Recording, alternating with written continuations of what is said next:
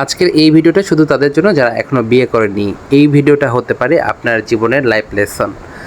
So বিয়ের আগে একটা আমার গুরু আমাকে বলেছিল যে বউরে বেশি লাই দিতে নেই, বউরে কখনোই মাথায় তুলবে না।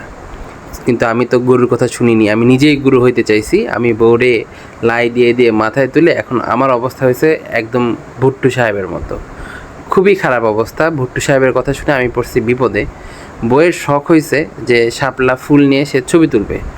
সো এটা একদিনে হয়নি। প্রথম আমি বউরে ইচ্ছা করেই ছবি তুলে দিতাম, কিন্তু পরের দিকে বউ আমার এই চাপ দিয়ে দিয়ে ছবি তুলে নিত। সো এখন তার সেই ইচ্ছা মানতে মানতে আমার অবস্থা এমন এমন খারাপ, এই যে রাস্তায় চলতে চলতে ভালো জামা কাপড় নষ্ট করে আমাকে এই যে বিলের মধ্যে নামতে হচ্ছে শাপলা তোলার জন্য, কারণ বউ হচ্ছে ছবি তুলবে। সো এই জিনিসটা আপনারা মিনিমাইজ করতে পারবেন বিয়ের প্রথমেই যদি আপনারা সেটার এগেনস্টে কোনো স্টেপ নিতে পারেন তাইলেই।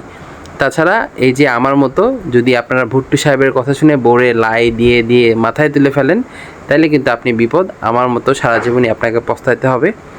এই যে যেরকম আজকে আমি পস্তাচ্ছি, এরকম বিপদে ফেলে দিবে। আপনি যদি নাও চান আপনার সাথে অশান্তি শুরু করবে, আপনি যদি করতে না চান আপনার সাথে মনোমালিন্য হবে, সংসারে অশান্তি হবে। সো সেগুলা আসলে মিনিমাইজ করার জন্যই আমি এগুলো করতে এখন বাধ্য হই, কিন্তু প্রথম থেকেই যদি স্টেপ নিতাম তাইলে মনে হয় এগুলো এত দূর পৌঁছাতো না। সো যারা এখনও বিয়ে করেননি তারা এই বিষয়ে একটু সতর্কই থাকবেন।